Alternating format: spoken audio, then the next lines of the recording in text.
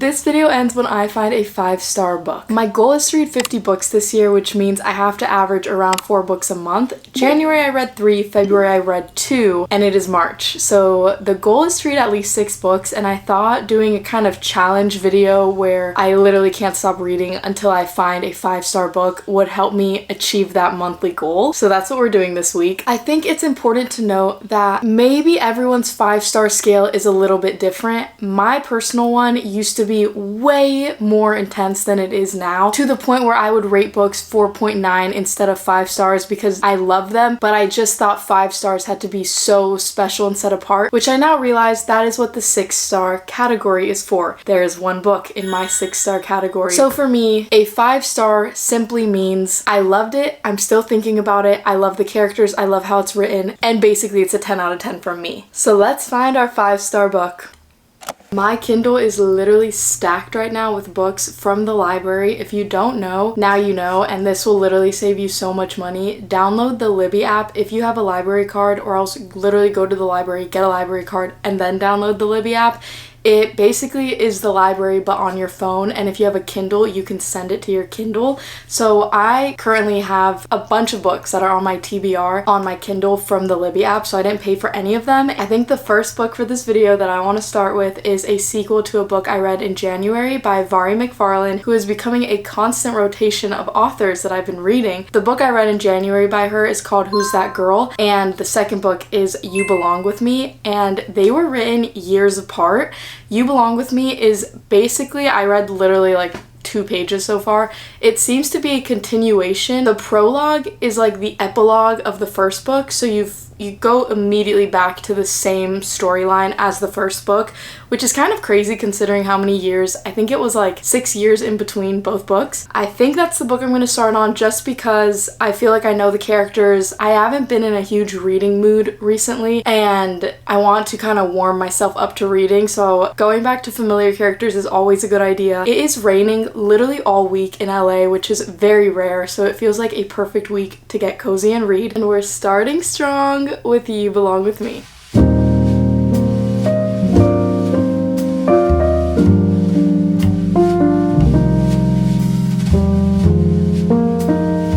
I have finished You Belong With Me. I'm getting over a cold, so I did not read for a few days, and then I audiobooked it when I was driving to the doctor's.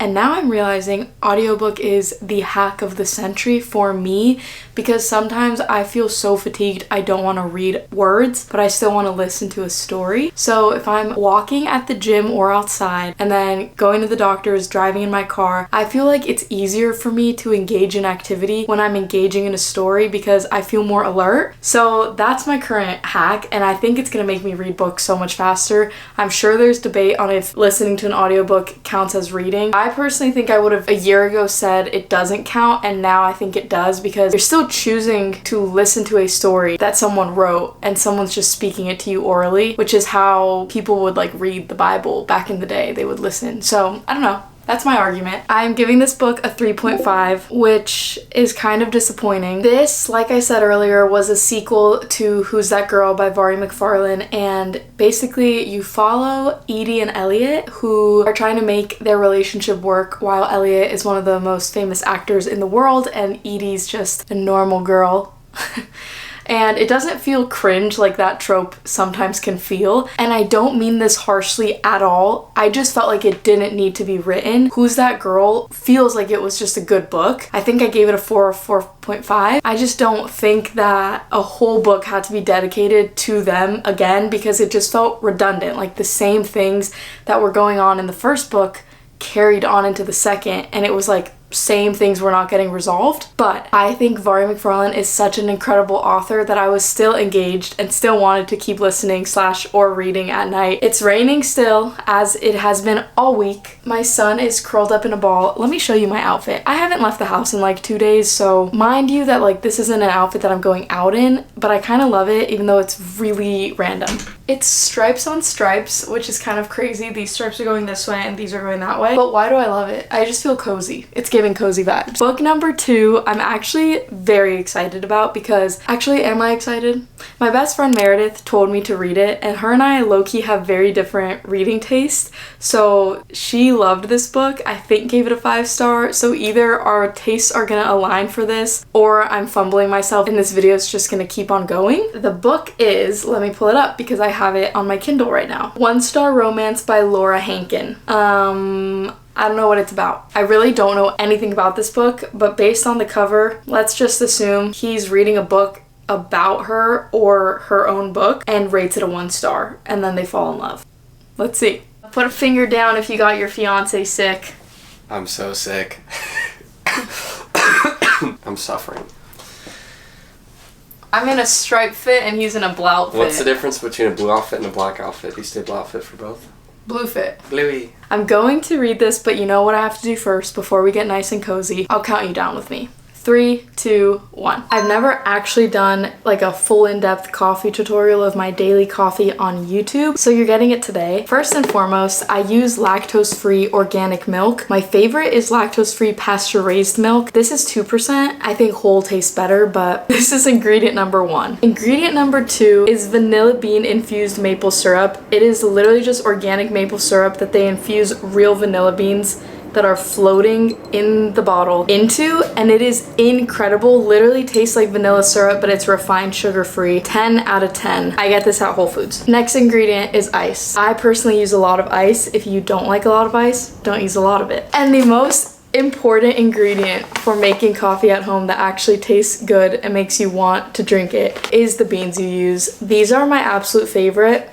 They literally smell so good. These are from Dune Coffee Roasters in Santa Barbara. This is the 5-pound bag because everyone in my family just shares and uses it, and it lasts so long. It literally smells amazing, and the shots I've pulled out of my Breville with this are unmatched to any other beans I've used. So that's everything you'll need. Now let's get into it. Very important to turn your machine on. Unfortunately, I'm really bad about throwing out my old espresso, and so is everyone in my family, so I'm gonna clean this really quick. I use this like $15 scale from Amazon. I'll link it down below. Maybe it was $30. It works really well, and you have to measure 18 grams of coffee beans.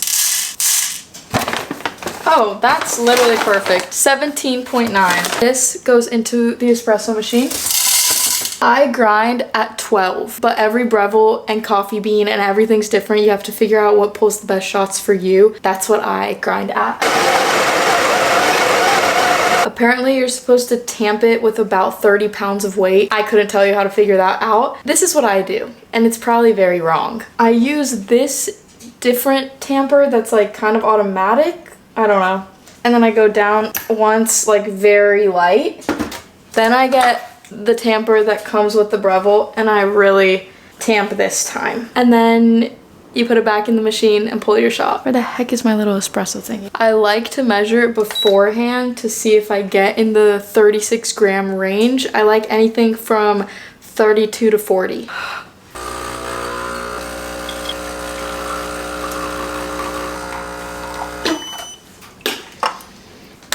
38.8. Let's go. This right here is a pet peeve of mine that people don't do. Your espresso will taste bad or get shocked if you don't immediately add something to it. It could be your sweetener, your milk, but if you leave espresso just sitting there, it gets bitter. So don't do that. This routine is a little extra of me. I did save an iced coffee cup from my favorite coffee shop. It's clean, and I'm gonna put my coffee in it to make it feel like I got it from there. But my everyday coffee is technically a shaken espresso, and that's because I shake it over ice. I kind of think that everything can mess with your espresso, so I'm gonna add my milk now, and I always end up adding a little bit more alongside more maple syrup because I barely put any the first. The vanilla bean fell in. Look how frothy. Oh, there was the vanilla bean. This color to me is pretty perfect, but I didn't really add a lot of milk, so now we can read While It Rains with Bluey in peace. It tastes so good, and I'm fully gaslighting myself that it's from Vacancy. Let's go read.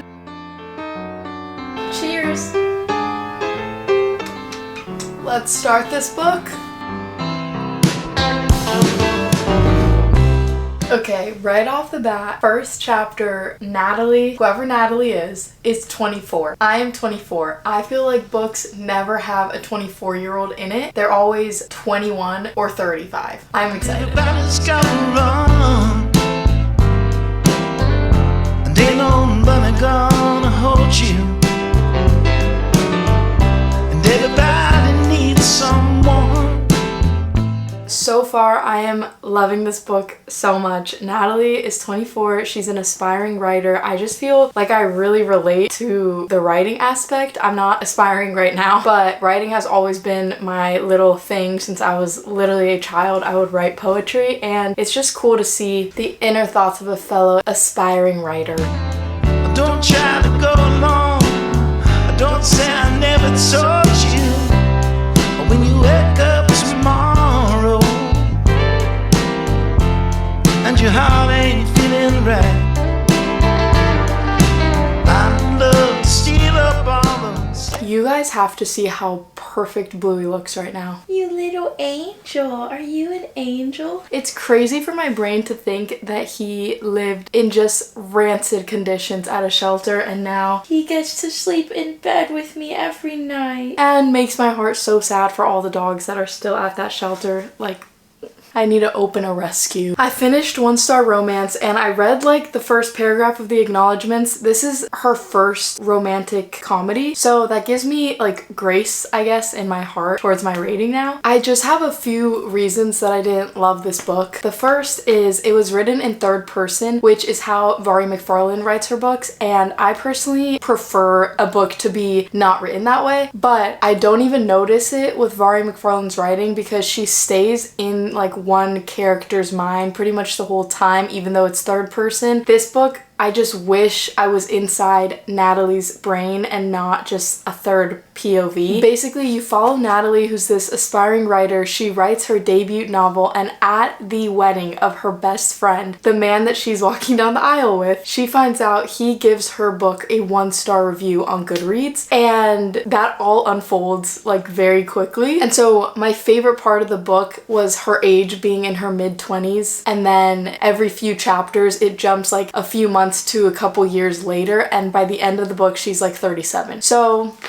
it's very slow burn, but to a point that was frustrating because it just felt like the characters just had to communicate better and everything would have been fine, and they just couldn't do that, which was frustrating as a reader. I'm giving it a 3.5. I definitely chuckled at some parts, and I love when a book has a wedding aspect because I'm getting married in a couple months, so it just feels fun to read that, so I did enjoy that. This is good for the goal of reading 6 books this month because we have to immediately move forward. The next book I've decided to read is 4 Weekends and a Funeral by Ellie Palmer. I have had this book in the back of my head for literally what feels like years, but it's probably just been months. Every time I go to Barnes & Noble and I see this book, I want to buy it, but something stops me. So when I saw it available on the Libby app, I was like, perfect, I'm not paying for this, and we get to read a new book. So obviously on Kindle it's black and white, but the actual cover is so pretty and pink and red, and I'm very drawn to those colors. So I have no idea what it's about, but I'm gonna start it now. It's raining again in LA. What's new? So let's get into it.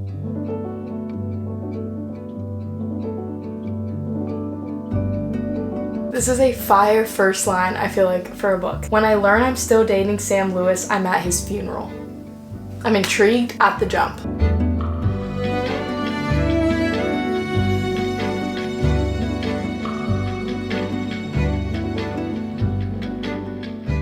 I feel so harsh for doing this, and I think I can pick this book up again in the future. I'm literally on chapter 2, 5% in, and I just can't get into the book. I know that's barely giving it any time to simmer, but I just fear a reading slump if I try. I don't know. I have had this book on my TBR for months and months and months, but it's just not doing it for me. I love that is it first person POV or second person? I just love that it's not third person, but I just am not getting into to it. I'm going to DNF it for now. I'm just not gonna finish it right now. I will come back to it in the future. I think and I hope. I don't know what book I'm picking for my next book because my library on Kindle, again, thank you Libby app, is stacked right now. I have The Library of Borrowed Hearts by Lucy Gilmore, which I randomly just liked the cover of, so I borrowed it. I have The Women by Kristen Hanna. I just don't know if I can get, I just know it will make me bawl because all of her books make me cry, and I don't think I want to go there right now. I could read Book Lovers by Emily Henry. I've read a third of it and I stopped, and I feel like I would just need to restart it because it's been too long. I have Things You Save in a Fire by Catherine Center and The Rom-Commers by Catherine Center, so maybe that's a sign to do one of her books because I have two of hers in here. I'm feeling itchy for a really good book. What the heck? Why does my hair look like that? We're starting a new book. I'm using my overhead lights. I almost never turn them on, but it is so dark outside and it's 1 p.m. The house is freezing. My dad turned the heater on. You wouldn't even believe what I'm drinking right now. Tea.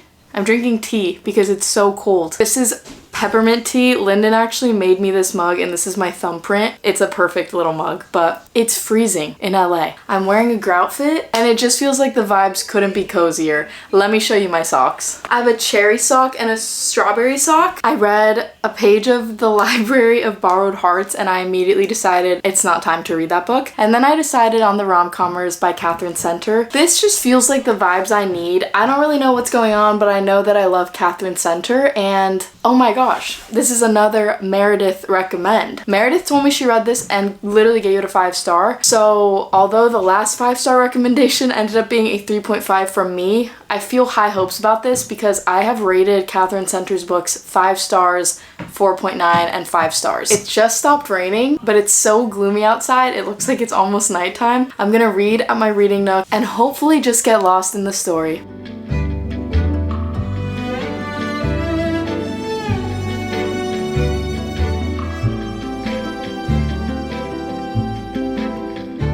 Can I tell you what TikTok audio is living rent-free in my head, and it's like an old one. It shouldn't really be doing this. Hey, I'm tripping, I'm sliding, I'm riding through the deck like